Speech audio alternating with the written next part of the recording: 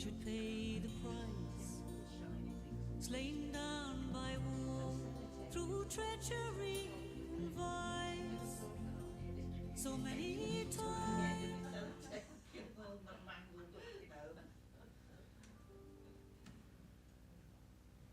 Hello. Hello. Hang on. Hello. That's better. We haven't been online, have we? I've just realised. Eh? Oh, it's not been live, has it? Well, we've been talking about animal No. games. So, welcome to another awareness night. And at the moment, my awareness is, where's my coffee? I keep putting it down in places. Never mind. So, we get a lot of new phrases, a lot of new things coming into the movement, which is great. I love it. I love the descriptors that we're bringing in. Evidential mediumship, healing mediumship, philosophical mediumship. So we're starting to just slowly break away from medium to actually being a little bit more defining in what we're talking about and what we're doing. One of the phrases at the moment we talk about and hear a lot is the mechanics of mediumship. And it's sort of like, okay, it's pretty self-explanatory, but again, it's one of those things where you just think, you know, you ask somebody, do you know about the mechanics of mediumship? Mm-hmm. And you think, okay. Instead of going, I'd rather you, hiya, come on in.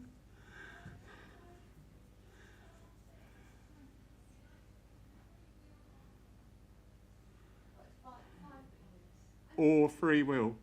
Can you just get your act together out there? I don't know how to do the card on this new machine. Right, can you just let these people in without jumping on them and asking for money, please? Welcome. We are not financially destitute and we are not money grabbers, okay? I may put a tin helmet on at times and come out doing my Ned Kelly act, but welcome. We can sort all that out later. It's nice to see you. Just a quick recap. Tonight is an awareness night, so we are talking about spiritualism and aspects of it. Thank you.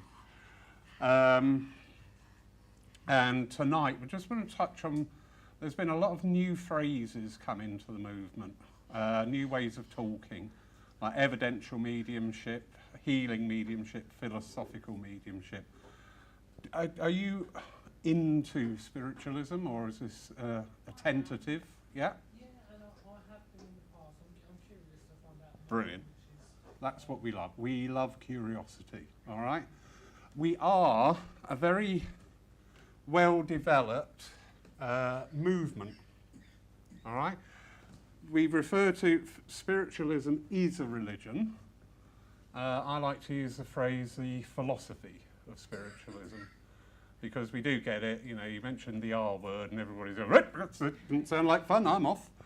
Fair enough, I get that, all right? But there is so much to explore within. It is not just about somebody stood up here saying, I've got your mother here. There is so much more, all right? So welcome, thank you for coming in, and we look forward to seeing what happens during the night. Oh, and as new people, you've got to come up and do a message, is that all right?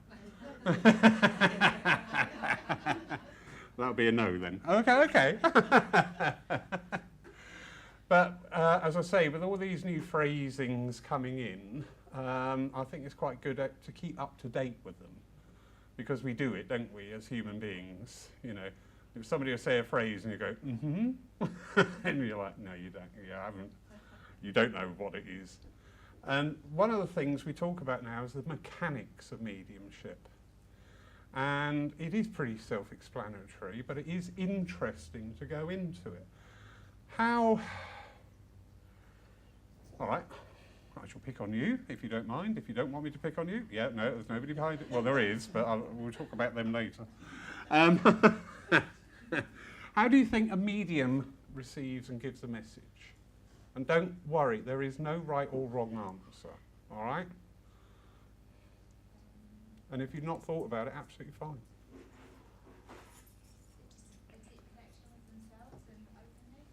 Yeah, yeah, that's good. Yeah, you've got to have a self-awareness. If you don't have a self-awareness of yourself, how do you know what spirit is impinging on you? You know, when I'm training people, we had this example yesterday. Somebody brought in a connection and they were stood like this. And I said, why are you holding your chest? And then, oh, yeah, there's a chest condition here. And another one started off a message like that and I said, why are you holding your hands like that? So our mediums, we talk about our evidential mediums, the ones stood on the platform here. You do need to go on that journey of self-discovery. You really do. It is so important. Often, people come in and go, oh, I want to be a medium. And you go, really? Yeah, you obviously have no idea. You go on a big voyage of self-discovery, all right? Mediumship is a faculty. Anybody can do it. It's a bit like driving a car. Anybody can learn to drive a car. It doesn't make them a really good driver. Same with mediumship. Anybody can learn to connect. It doesn't make them a spiritual person. Sometimes it doesn't make them a good person. We have that to contend with sometimes. But if you do embark on this journey of discovery, you will always do a lot of self-work. Our healers are aware of that, aren't we? Yes. Oh, yes. The voyage of discovery, that is. Yes. And similar, our healing mediums, you do get people saying, I want to be a healer. You go, fine, but you will bring out stuff in yourself. Be prepared for that. Sadly, we do see sometimes within our movement people who are constantly working, constantly on all the old social media. I was here, I was there, I did this, I did that, everyone loves me, yada, yada, yada. When I see those posts, I often think, why do you have to constantly have other people's, not in your head, why do you have to have other people's validation all the time? You know, that to me is sort of like, something to work with here, maybe, if you want to. But the mechanics, what makes it work? I like your answer, very good. And as I say, always say with these evenings, there's no right or no wrong because we're all exchanging ideas and thoughts. When I am working as a medium, I'll jump to the front of the queue, not over the training time. And I finally got it. Do you know what? I used to be told this for many years in circle. Think of nothing and talk to your guides or talk to the spirit. And I'm like, how do you do that then? Because if I'm thinking of nothing, but then I'm constructing a sentence, I'm thinking of something. It's a release of your awareness. We can do a little experiment here. You're all sat comfortably. We're all in the warm and dry. Ted's still awake, which is brilliant. We like that. But just sit comfortably and calmly in the room. And just in your mind's eye, in your awareness, just be aware of the room all around you, but not focusing on anything. Just be aware of the rows of chairs, the walls, picture on the wall over there, clock up there, windows over there, but you're not focusing on it. You're getting into that calm, smooth space of just having your awareness expanded, but not engaging and not letting the mind throw in it's a little two penneth worth as it tends to do at times. But as you just feel that awareness, you're aware of everything within the church here, but no one thing is engaging you. No one thing is occupying your thoughts. You're not having thoughts about, oh, I like the colour of the chairs, or those windows need a clean, or something like that. You're just aware of everything. Now in a very brief nutshell, sort of like the state of mind as a medium that we want to try to get into. So we're here, we're present. You know, we're not doing the theatrics and, oh, you know, none of that. You're here, you're present, you're talking, but your awareness is right out there. And as your awareness is out there, spirit will start to do what we call impingement. So you may feel a sensation, you may feel a slight ache or a discomfort in an area. You may feel their personality start to come in. You may feel somebody step in who actually feels a little bit cold to begin with, and that's fine. I need to find out more. So yeah, this is a gentleman here, and yes, there was this very reserved nature about this man, and people used to think he was maybe a bit standoffish or a bit abrupt. But actually, as you go underneath it, there wasn't, because he's actually a very loving father energy, I feel here. Is this father or grandfather? Actually, I think I'm going to go for grandfather here, because he's talking about experiences during the war that made him defensive around people. Well, first of all, can anybody take that man because he's here? No? As a grandfather? Fought in the war? All right, okay, that's my amazing. Father? Grandfather. I'm not going to explore that anymore, but it was just for that example there. So not only can, the more you work with it, is like any muscle, the more you work with these things, the stronger it gets, all right? If you're on the right path, if you are going to be an evidential medium, or if you are going to be a healer, or if you are going to be a philosopher. So putting my mind into that neutral allows the sensitivity then of the energies around. Okay. What do you think the spirit world looks like? I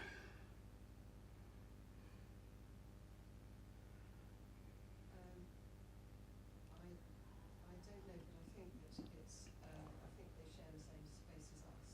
Mm. I think that they can, I think it's full of energy and that they can see what I can see. Yeah. They can see. So I'm not quite sure. That's all right, that's all right. I kept saying to them, why do I never see where they are now? And somebody said, that's their heaven, not yours. And I went, good answer, I like that. I do like that. I have lots of thoughts, because I live alone with a cat, and she's a lousy conversationalist. And I do sometimes wonder if the spirit world is a little bit ambivalent towards us at times. It's just there. You know, we do bring forward those communications where that love is shared and love expressed. I think sometimes we labour under a vision of it's the same as this world but more prettier or beautiful, and we've got physical forms inhabiting that world and going around their business. I think that's probably most people's idea of the spirit world. But like anything, the more you delve into it, because that's what I thought. I thought it was like that. I thought it was like living in Cheam. It was all nice and pretty when Cheam was nice and pretty. It's not now. But I thought it was like that. But as time goes on, I'm going more and more into this. It's an energy that is all around us, always in motion, always working with things, but not, because I see people trying to put too many physicalities on the spirit world. One of the great ones is, why did spirit allow me to do that? Why would Spirit let me do that? Why would Spirit let me go through that? Why would Spirit, why doesn't Spirit take this pain away? Why? And it's like we've become a little bit detached, and we've created this persona of the spirit world. And that doesn't fit with my understanding and working. The questions, why would Spirit let me go through that? Because everything's a lesson. And you wouldn't have learned. It's like a kid, isn't it? A hot plate. Don't touch that, it's hot. Ow! Okay, there you go, there's some butter. We are that kid. We are that kid. Because every time we go through an experience or a happening or an interaction, we change. We irrevocably change.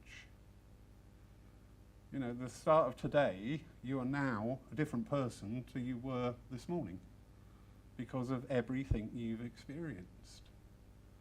And I think if you look at that context and acknowledge that and accept that, probably we can start thinking about the spirit world in a similar vein. And it's an ongoing process. We have the communication, we have that energy all around us. We have that awareness within this energy that is the spirit realm, that as mediums are working, and I will challenge your thinking here. How long is it before the medium starts giving the message, is that spirit contact made? Anyone? See, none of you trust me now, do you? Whatever I say, he's going to say no. How do you mean by the contact? Do you mean the connection, or do you mean how spirit know before a meeting is in such a place where there's going to be a medium giving the message? Yeah, well, that's the contact. They know the medium's there. They've made that contact. They understand. I would put it to you, it's days and days and days before. You look at all the threads that have got to come together. Not every medium can work with every spirit, exactly the same way as not every human being can coexist with another human being. We've all got our frames of references. I often say I admire the lady mediums because you've got this whole book of stuff that I have no idea about. You start saying things like they've got auburn hair, and I'm going, it's auburn. What? Black, white, or grey? It's so easy. She had so-and-so shoes on. I'm going, what? But it's all in that frame of reference, and it doesn't mean anything to me. So when you start to look at it on that level, then look also with the spirit communicators. They are going to have this awareness and understanding that, all right, the room's full of spirit, as it is always. I can probably only work with these people. And the other people I can't work with. Not because there's anything negative there. How many times have you been in a conversation with somebody and he's just sat there going, we have got nothing to talk about. We have got nothing in common. And it's exactly the same with our spirit communication. We have these less and less and less frames of reference. And this is where the messages can sometimes go askew a little bit because something really tenuous is picked up upon and then misinterpreted.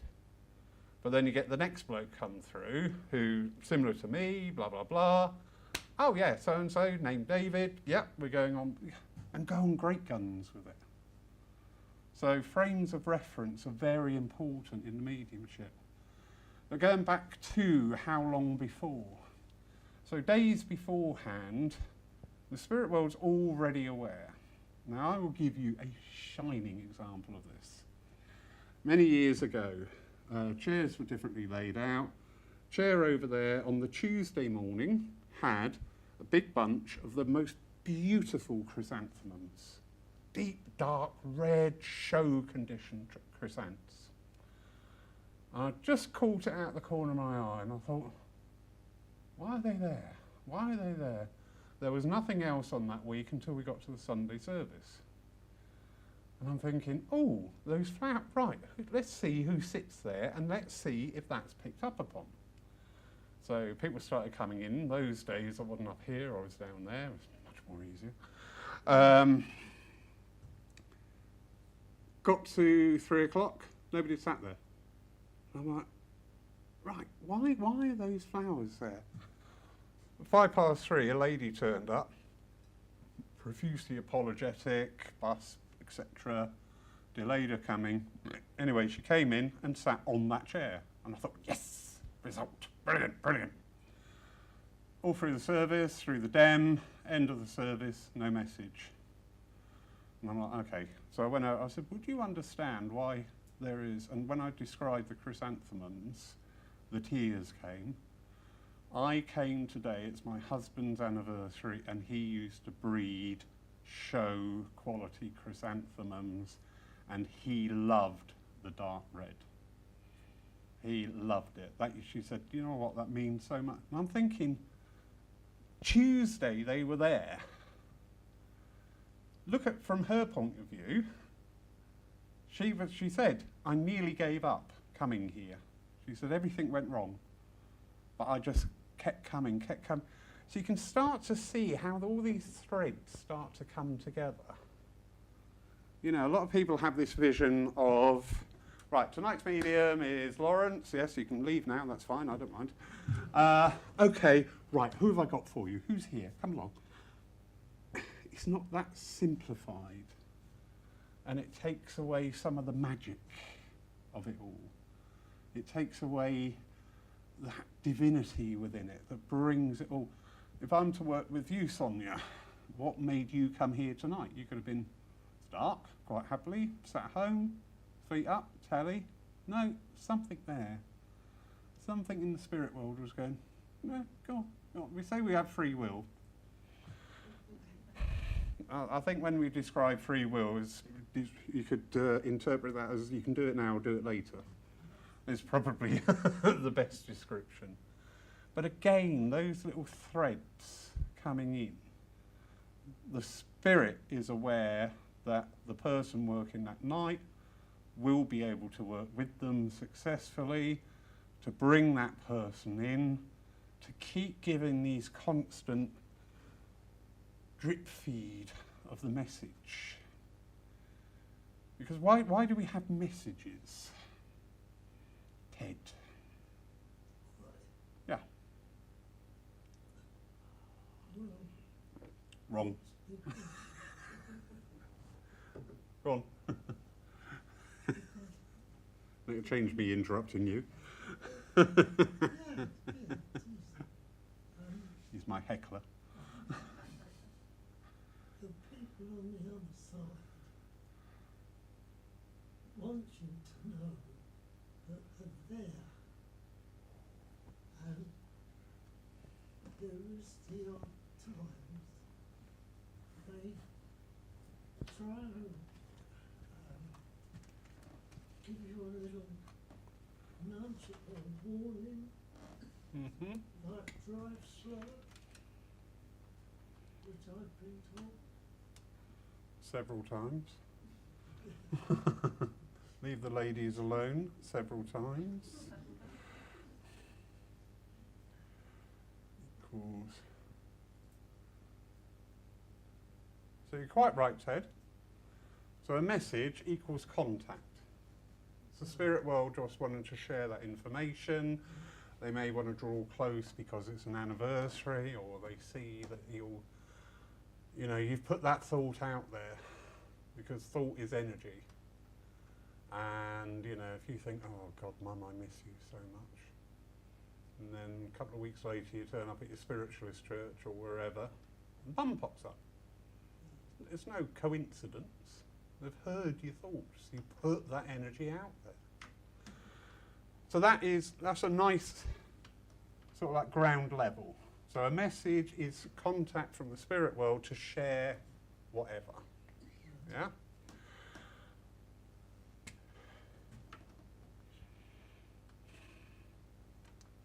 Okay. But then, if we move this on,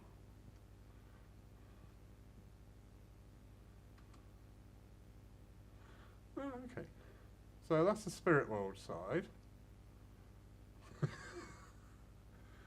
You know, since you've been on computers, writing has just gone out the world window. So the spirit world are giving the message to make contact. Yeah. Why would they want to make that contact? What would be the reasons, apart from what we've been discussing? Think on a slightly deeper level. Very good. Yeah. Feeling? To prove they hadn't done it. Very good. See, 94 next week. Very sharp. That's what we do. We give the evidence of survival. Now, people say, you know, you go along, our movement has gone a little bit stagnant over the last 30 years. It's all been the message, and not a lot else about it. Why do we get that message? Exactly what you just said, to prove they are not dead. So we'll get the red pen back again.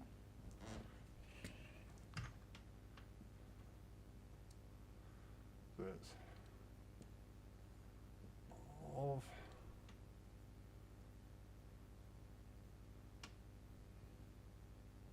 brilliant. So what does that proof of survival of people that we know and love mean to us?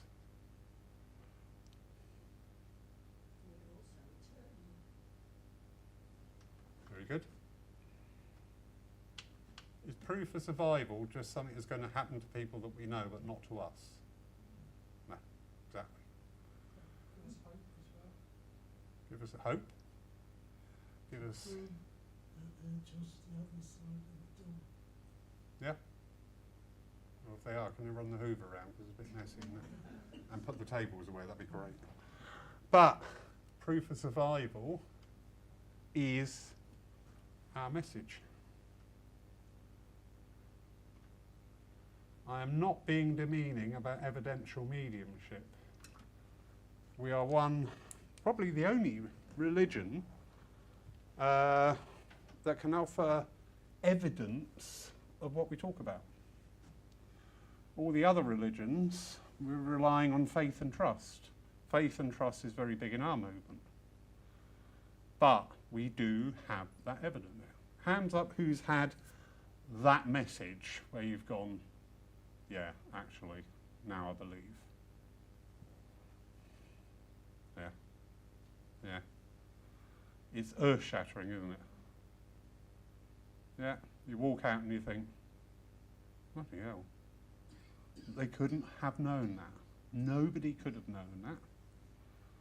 It's not in my mind. And even when you get those wonderful messages of they bring through somebody and you go, no, I had it once. Got a gentleman here in a wheelchair, couldn't talk, couldn't communicate, couldn't move. And I'm going, no, sorry, no, don't understand that. 2 weeks later, I'm doing something and I went, oh. When I used to work on the trains, there was a couple live over Beta.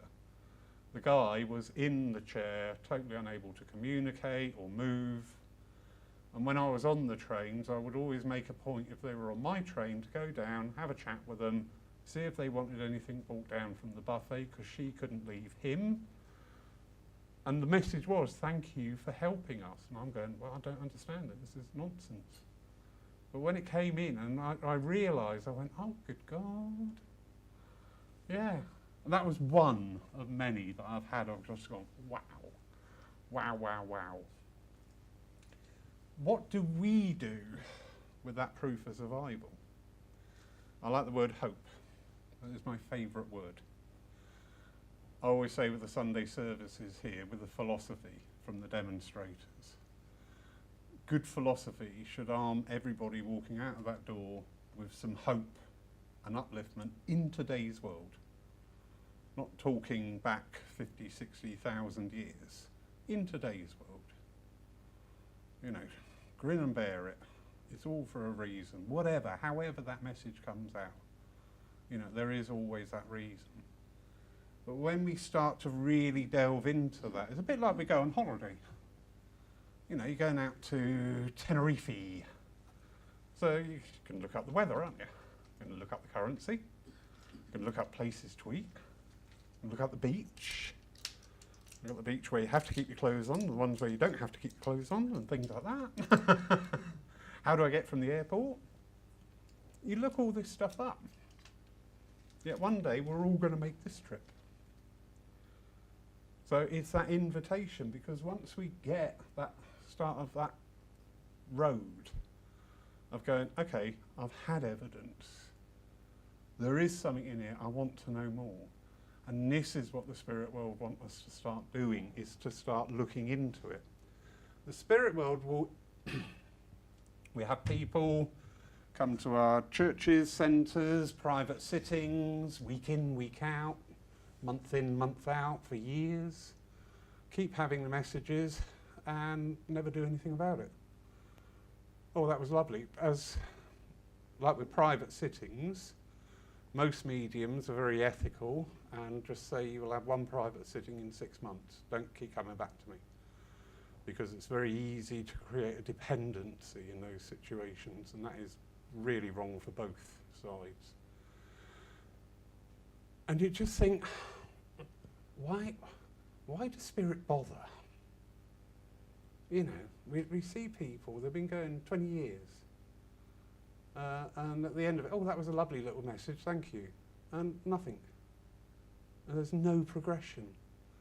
But I always say giving and receiving are two totally different energies. Spirit will continually provide and demonstrate the survival after that which we call death.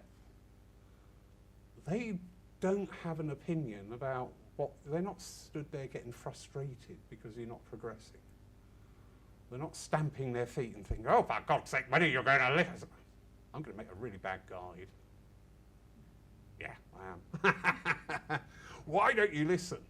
Why don't you get off your feet? Why don't you do something? This is why I say sometimes I feel spirit's a bit ambivalent, because they don't care. And I don't mean that in a derogatory way. They don't care. It's just giving. You know, if you had an endless supply of cheese sandwiches and people kept coming up for a cheese sandwich, you're just giving it. I've got plenty. No bones, you know. I'm not going to sit there, well, you had one yesterday, you're not having that now. You just keep giving. And that's similar to the spirit side of life. They will keep giving these evidence. They will keep giving that demonstration. They will keep supporting that philosophy that we do not die. It's up to the sitter what they're going to do with it. It's also down to different times in our lives. We're getting quite the influx now of all age groups coming into the church, which is brilliant, absolutely wonderful. Whether or not they want to go down the spiritual pathway yet is irrelevant. I always say to people, you know, if you come investigating today and you like it, great. If you don't like it, great. Because you've actually come in to find out. But you're always sowing those seeds. Because we go away. I came into spiritualism through my mum and dad, so I was exposed at a very early age. But then I went away and lived a life and made all the mistakes that we make and had all the fun that we can have and had to pay the price for all the fun. But then I came back to it. But we're also dealing with the eternal part of us. There was someone was saying about a private sitting they were doing for somebody, and at the end of the sitting, the gentleman turned around and just said, that means so much to me. I've only got a couple of months to live, and to know that I'm going to be met, to know that my mum is waiting for me, which was said during the sitting, he said, means the world to me. And again, you know, we have the access to this information. I'm not saying we can't take away the pain of a passing, because we wouldn't be human. And we are human. We are spirit in this human existence. We can't take away that pain. We've got to express that grief, that mourning, But we can bring the understanding in. We can bring in, we can shorten drastically the grieving period. You know, one morning you get up and everything's all right, and when you go to bed that night, somebody that's always been in your life is no longer there. Nothing is ever going to take away that pain, because we are physical. Same with our pets. You know, you get up one morning, everything's hunky-dory, you go to bed at night, and there's no cat in the bottom of your bed. You are never going to lose that pain. But with this understanding, with this knowledge, and it is knowledge because we provide evidence. There is evidence in all aspects of mediumship, be it healing, be it evidential, be it philosophical, be it just like today. The way today we were let down by our talker today.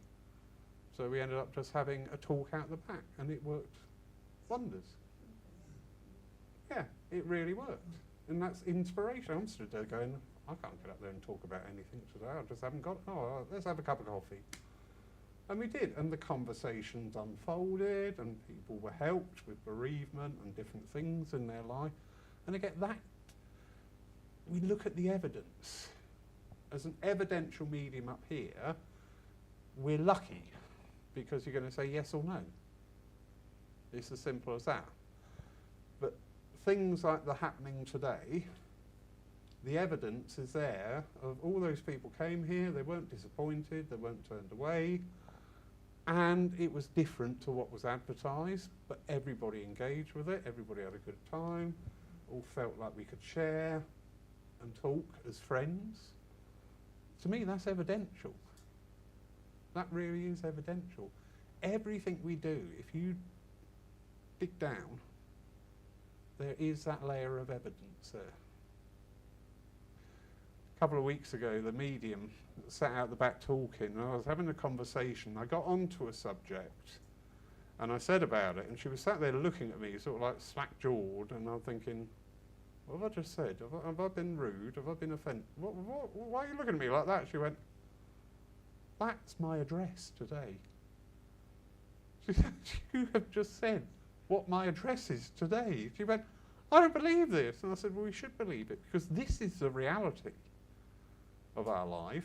All the other stuff is the dream that will pass. But it's fascinating because we do have that evidence.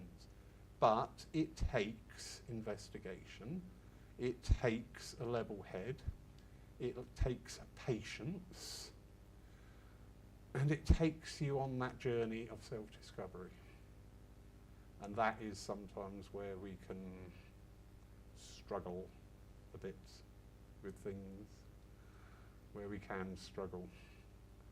But it's all there, accessible. It's all there. Go on the internet. You know, we've got a magnificent library over there, and thank you so much. Everybody has donated. But most of those writings are available online now. You can sit and trawl through, look up different books and different scriptures or whatever. If it sits well with you at this time, great. If it doesn't, that's fine. It's not for you at this time. When I first started off working on the platform, my mentor said to me, you've got to work on your philosophy. So I'm looking for the book on philosophy. Guess what? There is no book on philosophy because we develop our own philosophy, and our philosophy grows with us and with all that we start to encompass. But I was going through books going, rubbish, get real. No! But as time went on, do you know what? So many times my mind went back to different books that I'd read and gone, yeah, actually now I can understand that. Now that makes sense. At the time it didn't. But now, if I accept this, I can't deny that. I may not like it, it may not be personal to me, but I can't deny it. I can't say it doesn't exist because I understand this side of it. So the mechanics, you're starting to see now there's a lot goes on with the mechanics, both sides of life. Both sides of life.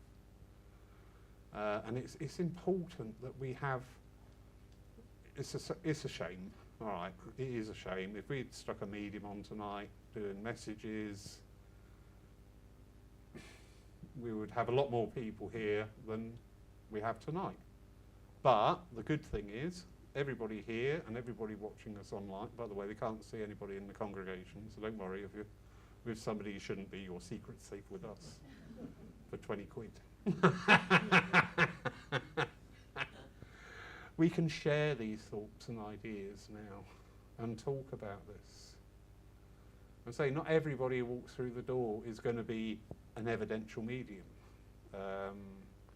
Because it's been the main focus of our movement for the last 30 odd years, it's understandable that all the aspirants coming through the doors want to be what they have been exposed as being a spiritualist is about, and standing up here giving those evidence.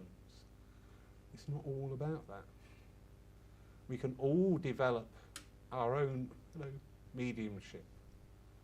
We can all develop it, not to publicly demonstrate, but for our own use. There is nothing better. I sit sometimes upstairs, and thank God that camera is not upstairs, because I'll be locked away somewhere by now, because I've just sat there and go, that is really interesting, thank you. Because this thought has just come in, and I know it's not my thought because I found it interesting. It's given a perspective on something that I'd never thought of, and would not have thought of. And we have a great sense of humour, so I'll sit there and I'll suddenly start laughing because somebody's just put this silly thought in my head. That's what the spirit world would love for our world. Not standing up here, not tying down the religion or the philosophy of spiritualism to a material place or just a virtual presence, but just as part of our life. You know, I love my philosophy side, I really love it. And quite often I'll be out, I'll walk somewhere, and I'll just see something, especially this time of year. We've got the spring flowers come through. And I don't know if anyone's noticed, all my hyacinths out the front are really straggly this year. And I was looking at them thinking, yeah, it's a bit like life, isn't it, really?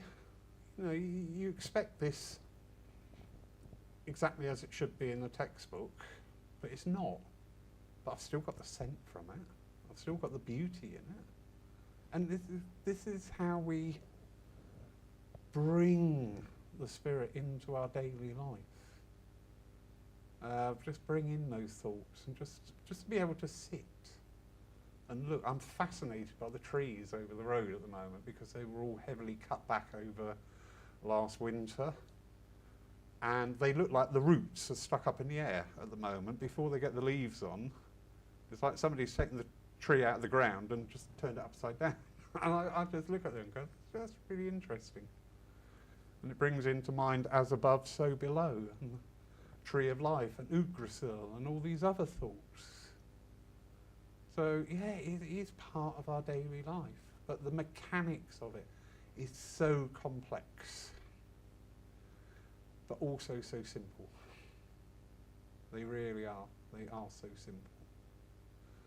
You know, the spirit world want, as we've worked through tonight, to bring us the message. It is about getting that understanding of saying, right, I'm an eternal spirit, I have lived forever, I will live forever, in one form or another. So actually, yeah, this world, you know, hands up who thinks the world's great at the moment. Good for you.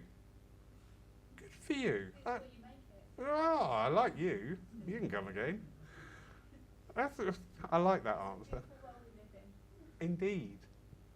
It is. There is beauty out there. If we focus on the negative, if we focus on the war, on the politics, on all those things, that is what our world will be. Just don't expose yourself to them. Yeah. I really like Can't you. change them. Yeah, It doesn't affect us directly. exactly. And also the old adage of all the things in the world, can I change it? Only the way you look at the world. Yeah.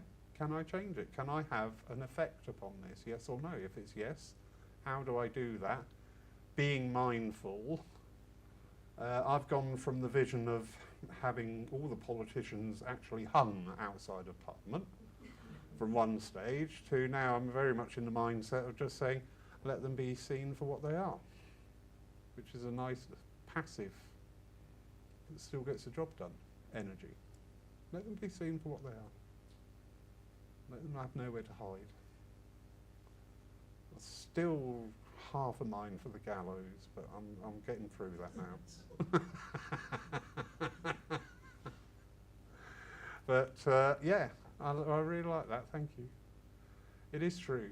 You know, there is beauty. The things I was just talking about, the flowers in the garden, the trees over the road, everything, our animal kingdom, our friend, even Ted. Even you're beautiful, Ted. I know. You are. You're amazing. That's right. And we talking about the world. I mean, and politicians. I mean, I can remember politicians from 80 years ago. Churchill and different prime ministers. Clement Attlee. People like Early Bevick, who started the House State. Those types of characters are still there in Parliament. But very often, the things they say are governed by the conditions around them. Yeah. So they speak for their time. I think this world, we've probably only got a handful of energies that we need to work with. But they just keep presenting themselves in different ways, different players, different formats, different names. But when you just dig down to as deep as you can go with it, you just find that a lot of the energies can be based on greed, can be based on power, can be based on love, can be based on compassion. There's only a small handful of energies. It's the way they manifest. And it's the way they are expressed, because we have free will. You know, if you've got somebody who's a particularly good orator and is out there talking actively and starts building up quite the following, how many people have we seen, you know, fall a bit by the wayside? When they started off talking, you think, oh, actually, I quite like what you're saying. But the more you hear, and you're just like, I think we're going off the track a little bit here, because we're swayed and pulled because we have that free will. And it is down to the free will. But, as I say, I think the world's just made up of a handful of energies which express themselves in different forms, different scenes, different playlets, or whatever going on all over.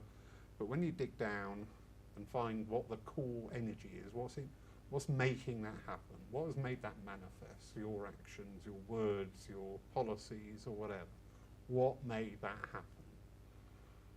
You come up against the base energies, as I say, normally self-serving energies.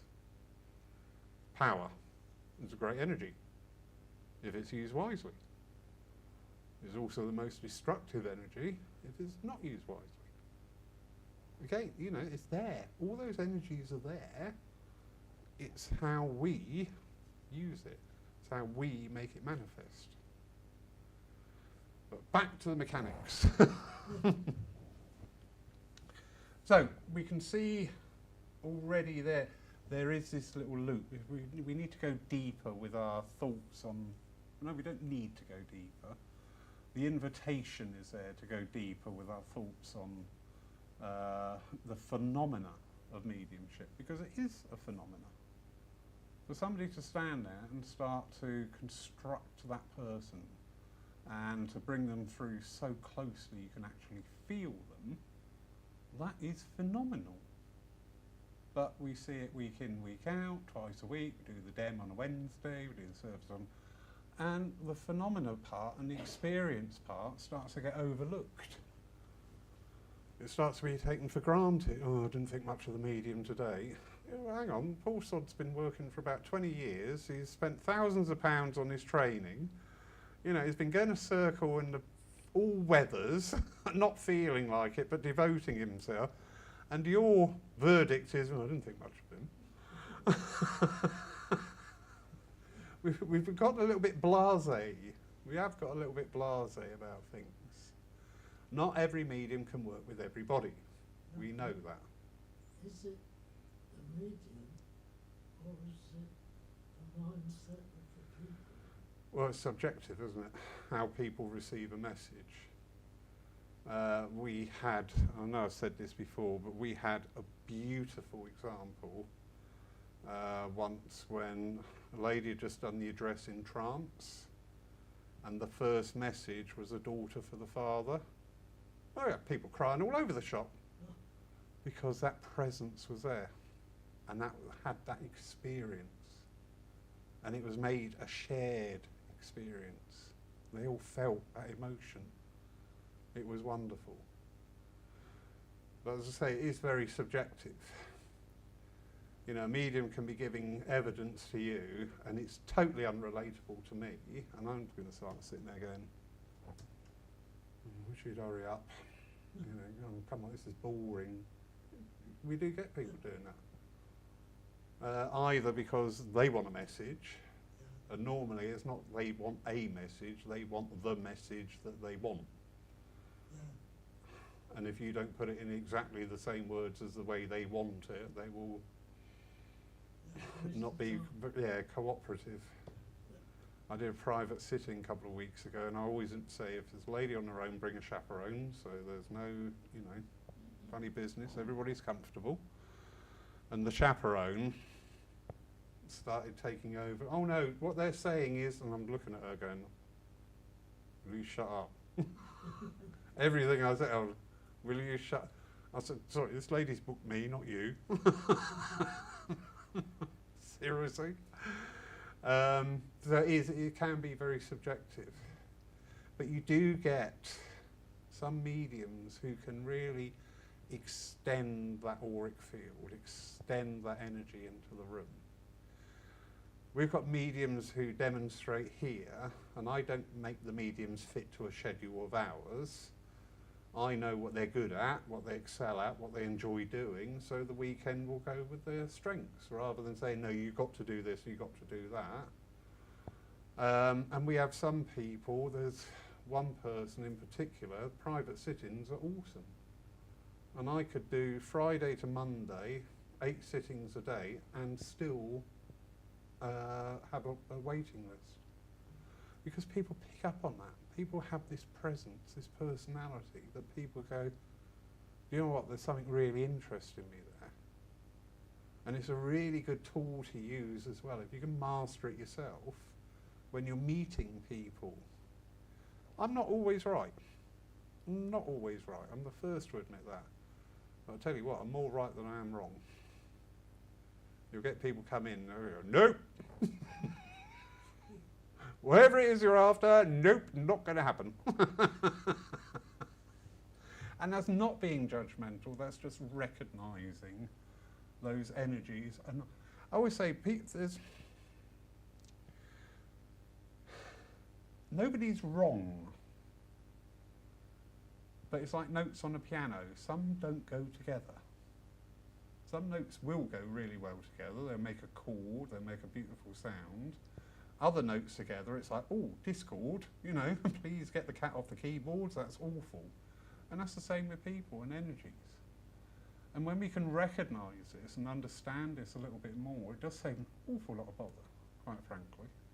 Probably not as abrupt as me. Living on my own with a cat has affected my social graces somewhat. But just recognise it and going, okay, yeah, that's fine. Thank you very much, that's really interesting. No, I can't go along with that, that's fine. Yeah, agree to disagree. You're smiling away there, so I think you know this firsthand. Yeah. And how many times have you gone against it and afterwards you thought, why didn't I listen? Yeah, it is very strong because we're all energy. So coming away from the mediumistic side, do you understand the differences between like psychic and mediumship? And if you don't, that's fine. All right, good. I can get another pen out. I can only answer 3 more questions and then run out of pens. And clairvoyant. Is that another one? The wordage, clairvoyant, is French for clear seeing.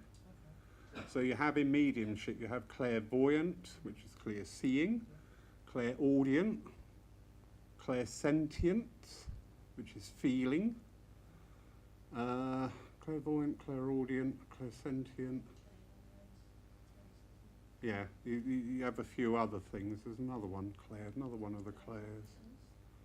Cognizance is knowing, yeah. Is there one where you would smell certain smells? Yeah, that's clairalience. Yeah. Oh, no, clairalience is taste. Got a computer. Somebody look it up. Somebody watching at home, put it in the comments box. So, yeah, we have different senses. Yeah, clairgustience. Yeah. So we have different faculty because we all, you know, we talk this day and age about different conditions in the physical world of ADHD and all these different. Actually, we're all on the spectrum. Who thinks exactly the same way as somebody else? What is normal? We all think differently. We all approach a task in a different way. We can design tasks to work out if you're analytical, if you're impulsive or whatever, but that's not actually, that's just to define where you're coming from. Because as I say, you know, when we say about, oh yeah, well they got this condition or that condition or this, we've all got a condition. We've all got our own uniqueness in how we view. And exactly the same with our mediumship. Some of our faculties will work differently. When I used to be in training, we had a saying, I hear, I forget, I see, I comprehend, I do, I understand. And it's true. You know, Chinese whispers, if I give you something, by the time it gets here, it's been changed because we change it with our mindset and things like that. Within mediumship, we have all these faculties available to us, but some will be stronger than others. I was talking to the group here a couple of weeks ago and saying about how we describe people. And I asked them to describe somebody close to them 3 words, and it was all emotional based. Some people try and go in and start going, well, I've got a man here, he's 5'2", he's about 61, and I'm hearing the name of Arthur. That way of working, if your mind is in that mindset, will work very well. But only if your mind's in that mindset. And to get your mind in that mindset, you need to be like a policeman or a nurse, a mortician, anything like that, where you would describe people like that. You know, we look around the room. If you have a quick look at each other and just think of 3 words to describe them, maybe not. But we do. We all use different descriptors, and it's exactly the same with our mediumship. That little exercise about the awareness is because most of us work on an emotional level. So instead of going, I want to go for the top rank all the time, you know, I'm going to get the name, age, everything like that, all the very factual stuff all the time, that might be, if you can do it, absolutely wow for your first den, but the next time that person comes back for a sitting, they're going to go, yeah, I got your mum here, her name's Barbara, she's 5'9", and she died at 72. Yeah, but I want more now. I know, you know, you prove what she looks like, but you're still stuck in giving that description. Whereas if you start to go into the emotion of people, you get a whole story come through.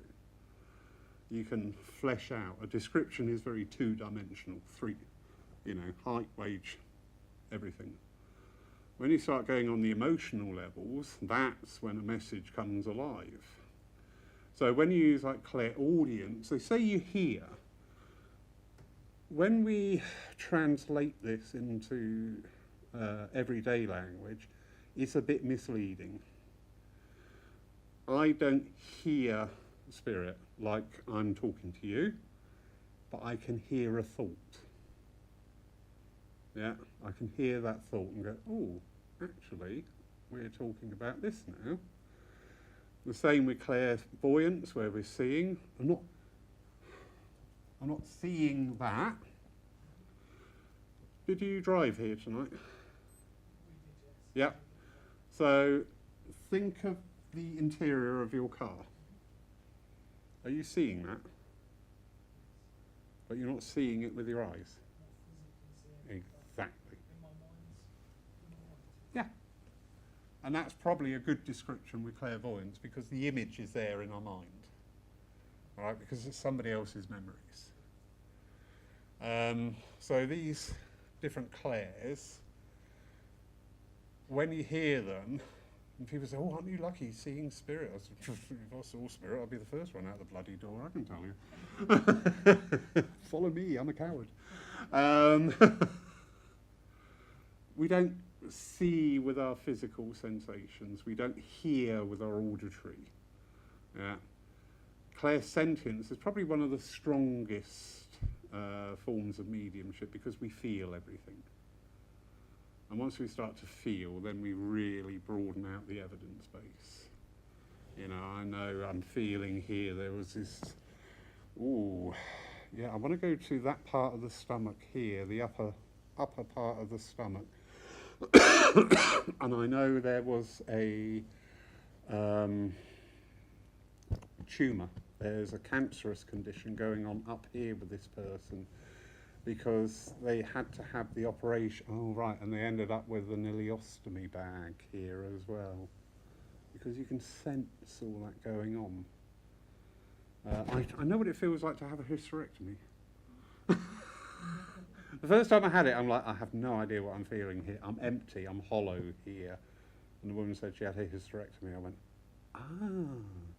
And when I go hollow, it's a hysterectomy. So we're getting that feeling. And we build up our own library then. But getting back to the blue pen. Da, da, da. So, okay. Sue, could you come up here, please? You all right going on camera? Yeah. Yeah? You all right with your tag on at this time of night, still being out in public? Welcome to our church. Please come back. So, if I was doing a psychic reading, I would be looking to Sue's energy. All right? You know, we have different bodies. We have our physical body, our mental body, our emotional body, our spiritual body, our energetic body, all these bodies going on, all right? The aura is proven scientifically, all right? People say about auras, it is a scientific fact, we have an aura. So start on that basis. We know we're starting on solid ground and not woo-woo, yeah? So, got a problem with a tooth and a filling. Yeah. All right? Psychic, because I'm taking that information. When I looked at Sue's face, I could see where a filling should have been. I can just see that, all right? I'm getting that from Sue. That's my energy reading Sue's energy. So that's psychic. And there is nothing wrong with psychic. If you're going to be a good psychic, go for it. All right? Good psychics are so valuable. You are brilliant negotiators. You are brilliant carers. You are brilliant in business. You are brilliant in the public arena. because you can pick up and sense the energies and think, oh, I've overstepped the mark there, or, oh, yeah, they're not getting this, I need to put this another way, because I'm not getting that point across. I know that, I'm feeling that, I'm sensing that, I'm aware of that. So psychics are great. Psychics used to be a really dirty word in spiritualism. Thankfully, that has changed. The one caveat is, if you get up on this platform and say you're a medium and you're working psychically, I will get a bit scratchy.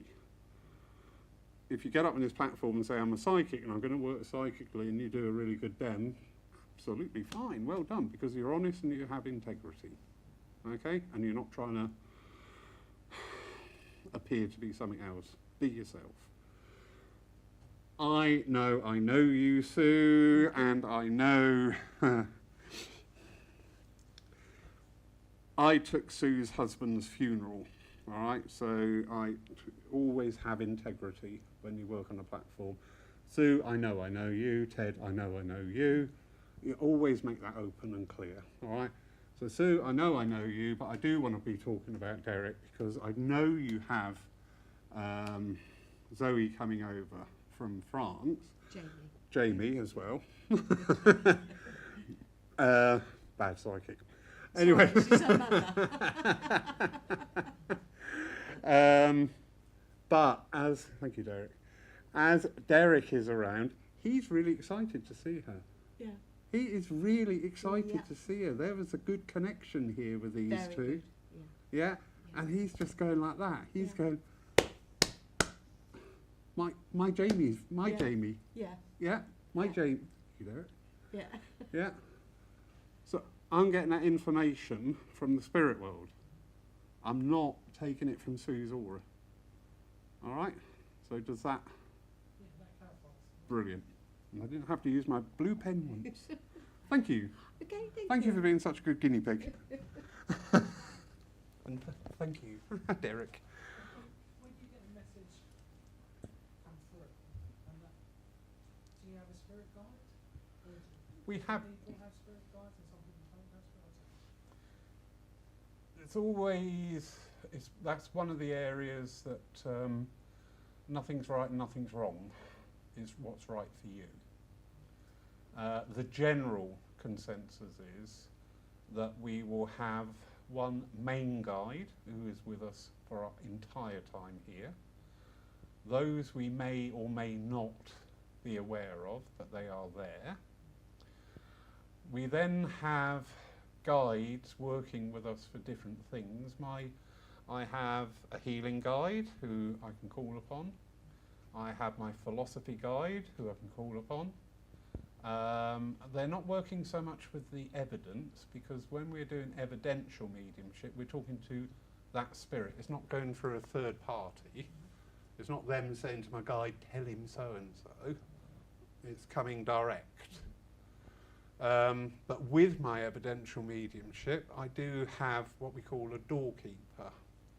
And he's the one that I can call upon if I'm getting uncomfortable with something. I had a message, young guy, addiction problems, and he got too close. And I felt, and I just immediately went, Manny, pull him back.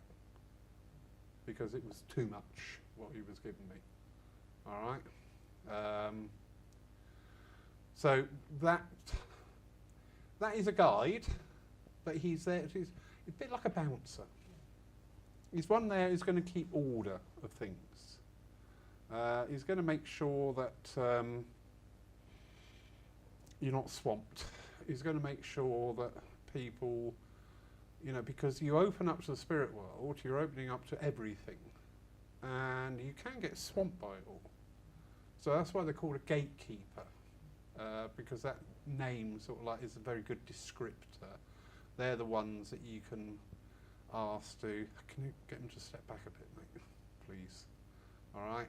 Because you just need that. And it's always nice as well. They know you're not working on your own. So, yeah, guides. Guides change. So your one main guide is your constant friend, I call them. You may or may not know who this person is. there is always a little bit of a, there's not a danger, but there is, it can be misleading that somebody would say, oh, well, your guide is this. Actually, you should be saying, well, what's he the guide for? Because I have a variety that I can call upon. Which, and it's great because they've all got their own little call signs, and I know when they're there. And even sometimes when I'm working, I'll get the call sign, I go, oh, hello Manny, all right, and carry on. Because it's great, they're there, and they want the best for us. So, main guide, constant friend, always there, all right? He's the one that brought you over here, and he's the one that's going to take you back. He's also the one that you can shout at when you get back and go, what was that? What the hell was that? But then you'll have other guides, and some guides will come more forward for different times in our life. Some different guides will come forward. Now, some will change, but I had an interesting experience. My doorkeeper, Manny, when I first got to know him, because I like evidence from my guides, that's my mind, you know, prove who you are, otherwise I'm not going to talk to you. I'm such a stroppy sod. I'm seriously going to be such a bad guide for somebody. And I got my evidence. Through another medium said something which led on the Jewish links. One thing led to another. I ended up looking into the Jewish Bible, and it's called the Torah, and the most holiest book of the Torah is the Sefer. And I'm sat there with two cats, Sefer and Torah, and I'm going, okay. Sefer was named as a joke, Sefer cat. The other one turned up, and I just went, oh, Torah. So you can get that evidence of it. Sometimes we don't, which can be very frustrating. But anyway, so in the incarnation that he showed me originally, he went to America after the war, and this didn't come out to many years later. And I was sat there talking, he just rolled his sleeve up, and he had the tattoos from the concentration camp. And I never knew that. And that was fascinating. Just to bring in that little extra depth and extra level. Anyway, he was a Jewish tailor in New York after the war. I could take you to where his shop was. It's one of those, you know, the half basement things they have. I saw it was all there, and I trusted it implicitly because I knew it to be true. One day, Manny, the energy, came in, totally different format. And I joked because I'm daft, and I went, hey, you're on a date or something, look at you. And he went, no, I had to go to a different incarnation at this time to help you at this time. And I just thought, oh, God, I can't wait to get, I'm not in a hurry, I can't wait to get over there. You know, imagine that, you know, today, Matthew, I'm going to be this incarnation. Way! How fabulous. But it makes logical sense. Everything we do with the spirit world has got evidence, and part of the evidence is based in the fact that it is logical and plausible. Yeah? Not, I see a unicorn with you. Great. Thanks for that. Sorry, no. But yeah, and it's all there. So guides are a big part of our life here, whether they're felt or not. Always one of the big stumbling blocks is people say, I know I've got a guide, but I've never seen them, I don't know what they're called. And I said, well, just give them a name then. Call them Bob. If you think you feel somebody coming in close to you, give them a name. Start that relationship off. Go, hello, Bob. And start on that route with it. You also have helpers. So different people along, you know, because when we're talking about the energies, you know, I said all the different frames of reference. Sometimes the helper will come in. part of their duties may be to expand your frame of reference because you need it at that time. Recently I've been doing some legal stuff for the church, and I just sat there and I went, I don't know what to do. And I just sat there, suddenly thought, Lawrence, you've got the entire universe of information out there. Help me. And do you know what? It all worked. I just sat there looking at it all going, okay, I need to do this, I need to do that, I need to go there. That's what they're asking there. Because somebody else went, oh, okay.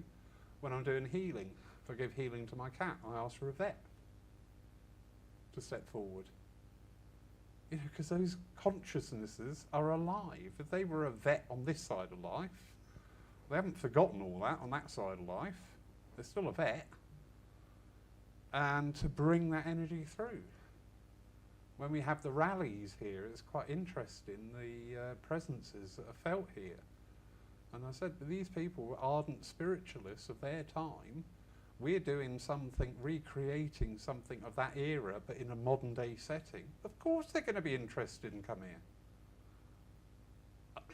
I will let you into a secret here. I don't like saying things like this because it sounds a bit egotistical and name dropping, but it isn't. Gordon Higginson was seen here by 3 different mediums on the day of the rally, totally independent of each other. And I went, you're not going to believe who I saw. I went, Gordon Higginson. How did you know? Because they saw him as well. And so did I. And where else would they be? You know, they were ardent spiritualists. They loved progression. Of course they're going to be drawn to something like this. So helpers can come in for stages of your life. All right? Does that answer? Yeah.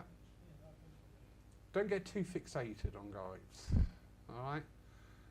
The evidence may or may not come, because again, we do need that little trust element.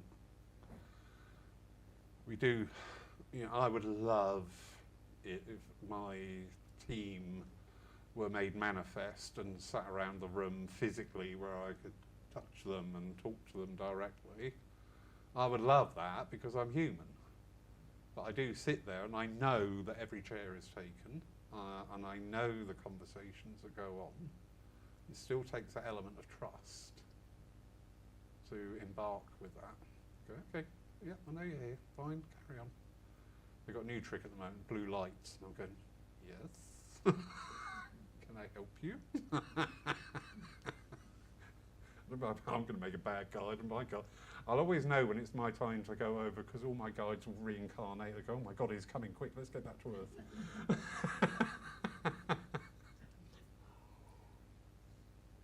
So, yeah, we are part of a team. There's a very old saying, probably the figures are probably, I wouldn't say are exact, but it's just to give an idea and an understanding that when each person who sits in circle, there are 7 circles of 7 in the spirit world sitting for that person.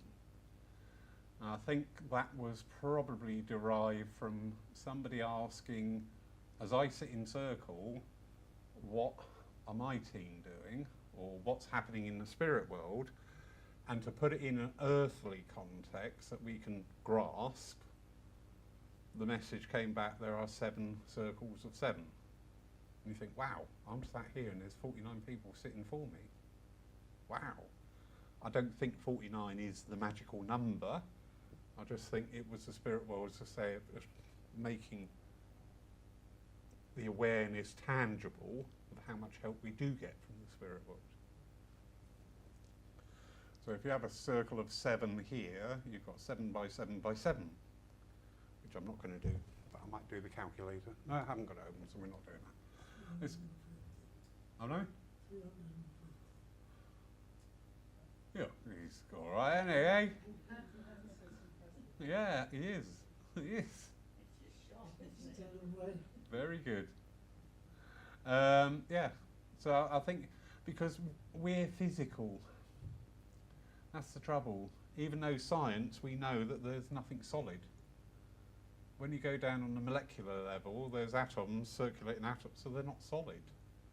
There's space. but because of our vibration, our state of vibration, and this state of vibration, I can't go through that. And I definitely can't now, because I've just told myself I can't. But we know scientifically that yes, we can, or we could, if the radio waves travel through it. I'm working on Wi-Fi at the moment, so that's travelling through it. What I'm saying here is going out to lots of people. Malaya, hello Lee. So it's absolutely incredible. But yeah, the guides and helpers thing, don't get too hung up on it. All right, don't get too hung up on it. If you're meant to know, are you both sitting for development? We're just open. Okay, Yeah, all right. Today was more of a, yeah, for whatever reason we were here. Yeah, that's fine. You know, That's fine. That was, and the reason I asked about, spirit guides, I suppose, is because I had a reading years ago, and they mentioned different guides Hmm. in my life at that time, and now I know that they might not be there, or they might still be there now. Yeah. I don't know. I was just looking for more information about it. Your team in spirit. Oh, right. Hand up. Your team in spirit will constantly change, all right? And they'll be there for a time and a reason and a season. They are there to support us. Why do spirit let me do this? Why doesn't spirit let me do that? Because we're here to live a life and make the mistakes and enjoy the high days and the holidays, along with our intuition, the gut instinct. There is also at times an influence from our team in spirit going, you sure? They won't say don't. I've never had spirit ever say to me, don't do this or you have to do that. They always put it over. Have you considered this? Have you thought about it from their point of view? Have you anticipated what the results can be? It's always put back to me to make that choice. All right? We used to have somebody come here. My guide wakes me up at 3 o'clock every morning and starts making me write down these poems. And I said, well, if somebody woke me up at 3 o'clock in the morning and asked me to write a poem, they better be dead, because they would be. My guide told me to wear red today. If my guide wants me to wear red, go in the wardrobe, get the red shirt out and bloody well iron it. It's as simple as that. Yeah? If people do... The human race, we have one big issue. We're either always looking for a saviour figure or somebody to blame. So we tend to put too much onus on the spirit world at times in certain areas. Spirit said, no, you are not to do that. I'm like, I've never heard Spirit say that. All my time of working with them, I have never heard them say no. I had an experience years ago. I used to go out walking in the country, and I had to take a shortcut across some sand pits. And I was walking across, and the path went that way or that way, and I went, oh, I'll go that way. And I had a voice in my ear just say, if you go that way, you will die. But it wasn't urgent, it wasn't strident, and I wasn't frightened. I just went, oh, okay.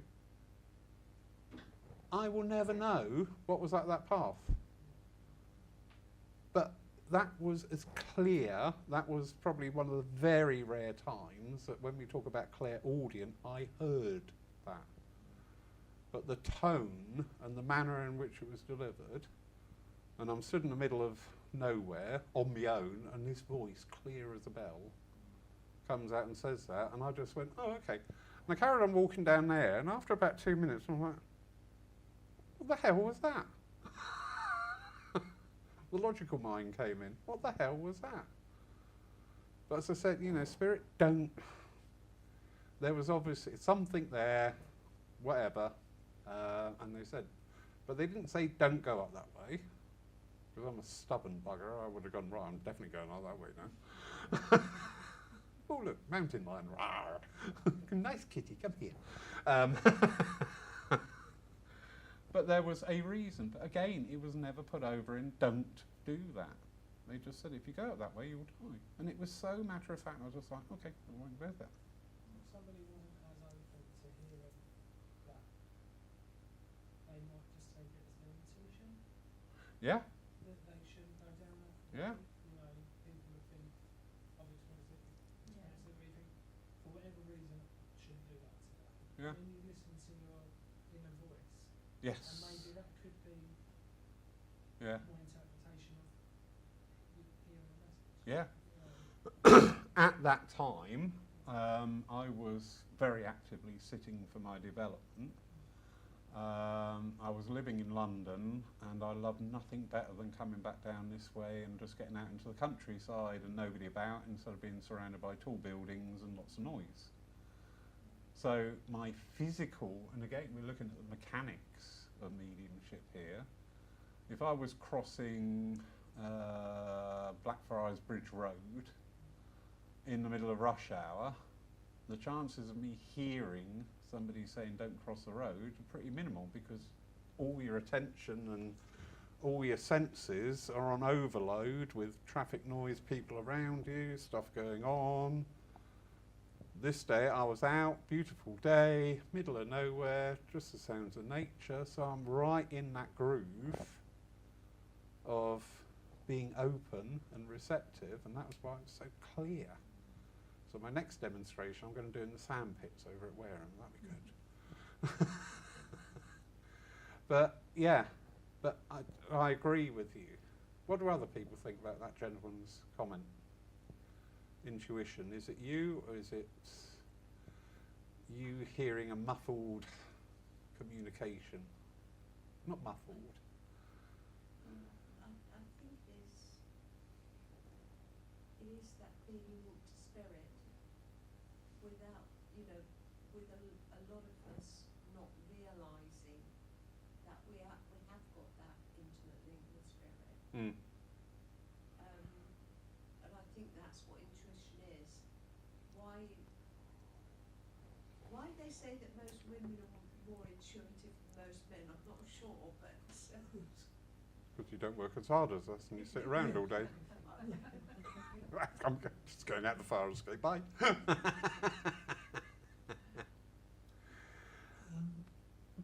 Sorry, before you say, that's interesting. I wonder about the mother-child bond. yeah. I wonder how much that comes into play, because that is, I'm not denying the father-child bond, but the mother-child bond is far more intimate at times. As a mother, how many times you sat there and thought, there's something up with one of my kids? Yeah. Yeah? It's a deep connection. Yeah. And you just know it. You feel it. Yeah. Literally feel it in your Yeah. sense. What's going on? How are you? I'm alright. No, you're not. Tell me, how are you? Yeah, sorry, I've really buggered up here. Thank you. Yeah. So, yes.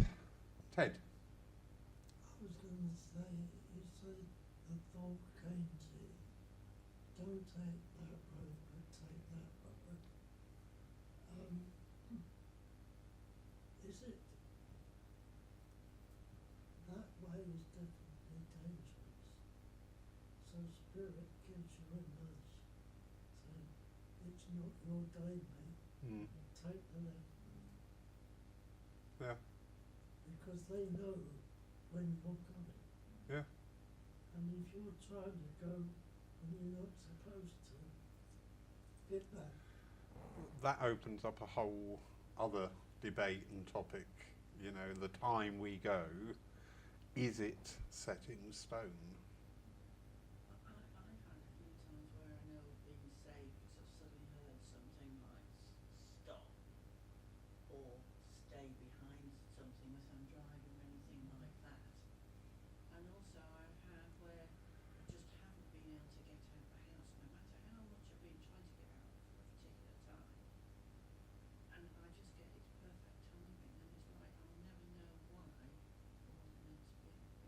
Yeah. And I've also had a silent, almost, you know, when you have that sharp intake of breath or that resounding silence, when I've just decided to do something monumentally awful, as it turned out.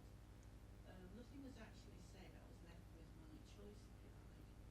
Yeah, There I was can that share that. awful, Yeah. awful thing that, if God, that comes back, I must hear it. Sense it, feel it, and slap me with a wet fish instead of ignoring it.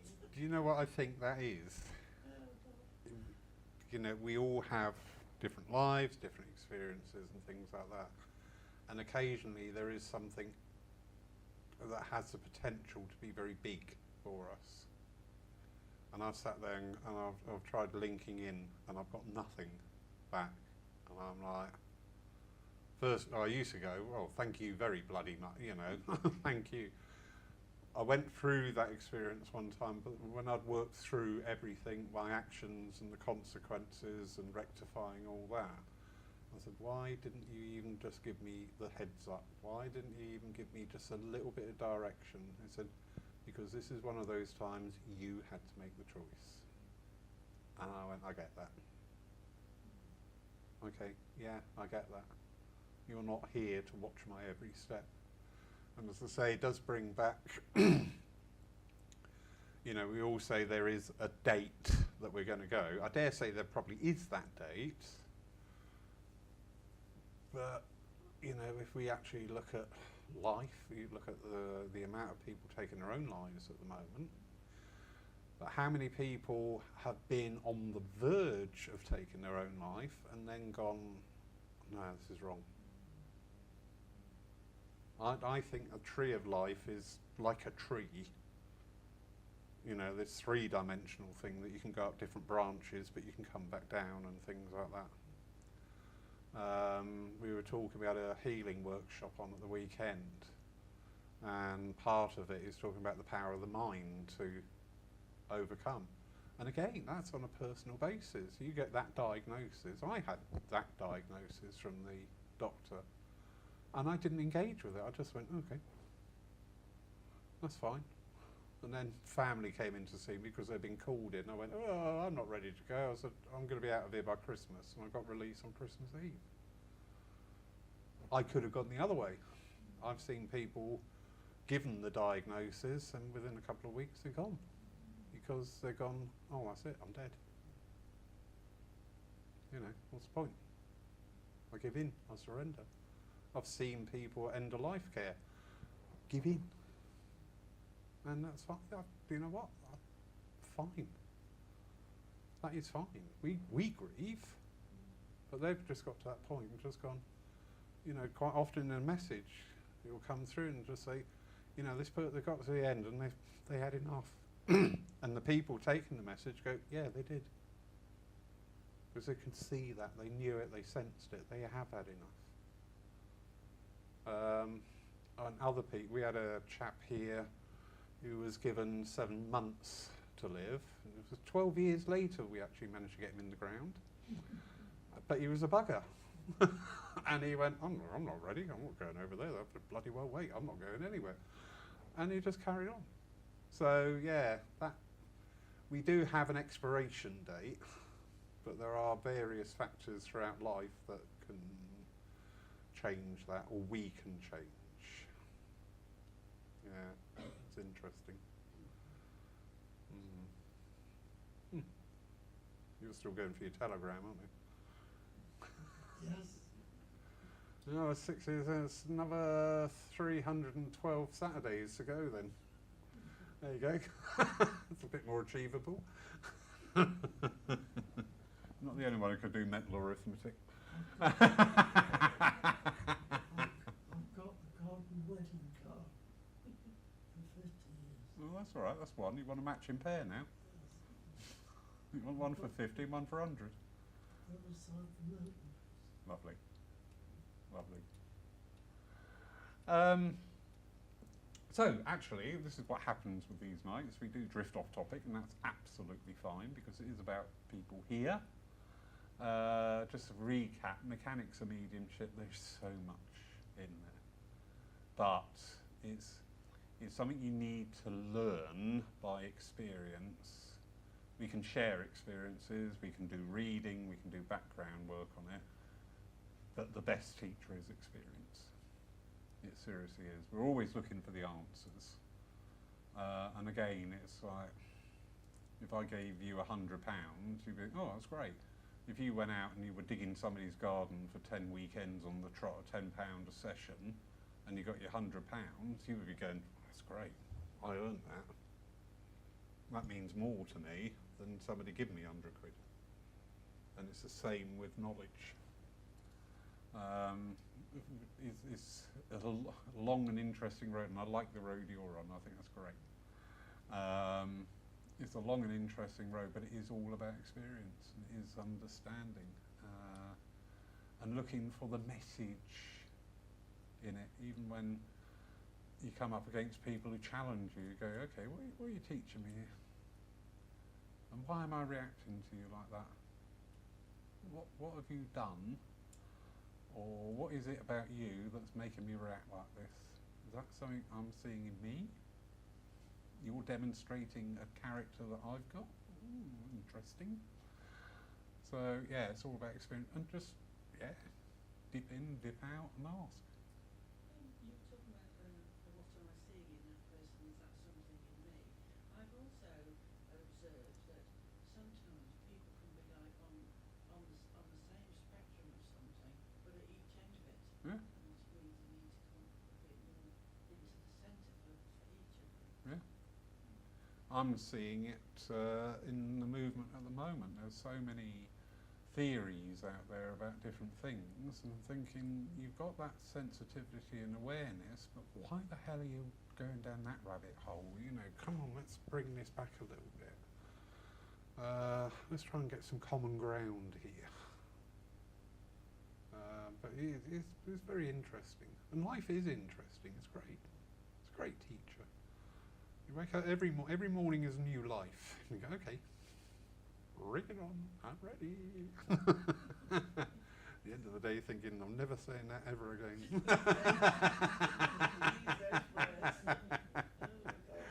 Never ever say that ever again. I found a long time when I was working this course retreat centre, I don't know, for some reason this morning it was really sort of quiet, and I found I could kind of sit in the chair, just be peaceful, and it was never like that in the morning, but it really was that sort of calm before the storm, because it was absolutely hellish for different reasons after that. I said to Oh God. I said to Jack once, we were out and you go places, and I think it was the waitress. Yeah, we were down in Paynton. I got talking to her, and she was telling me all this stuff that's going on in her life and her health condition. And I went, why do people keep doing that? I go out and I just end up, and somebody's absolutely he said, because you're the healer. I went, oh my God, yeah, I never thought of that. Switch the light off when you go. Yeah, I just thought, I'd never ever thought of it that way. I used to come in thinking, it's my partner when I had one, who used to say, why do people tell you their life story? Well, I don't bloody know.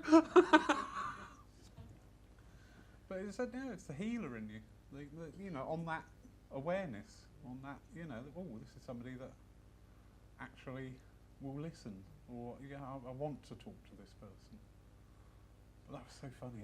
Every course we had another instalment. It was like, Christ, we haven't put in. I was not bloody likely. I was I'm not even going to have a coffee. I want to get out of here. I've had enough of this one's life.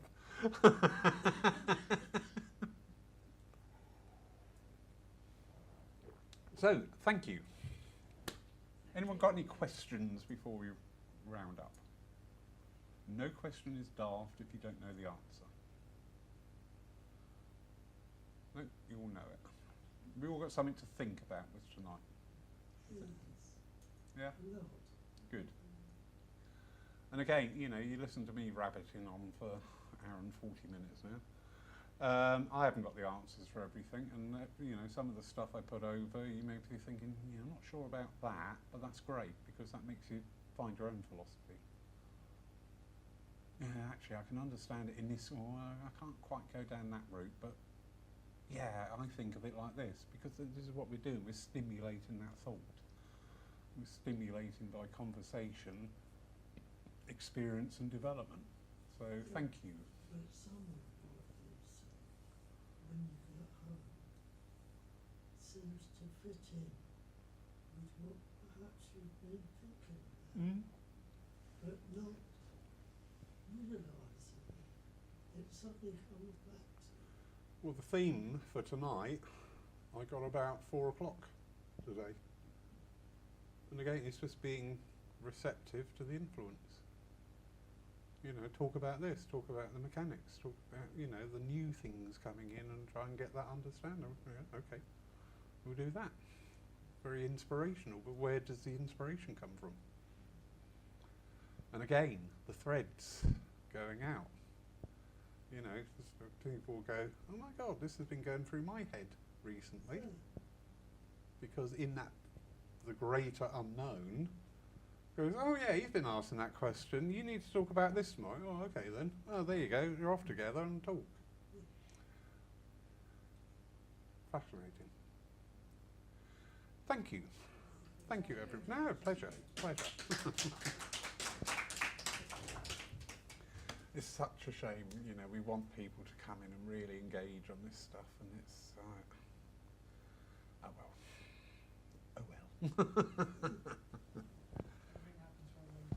It does, yeah, and we're not all on that same pathway. We're not all of that same understanding.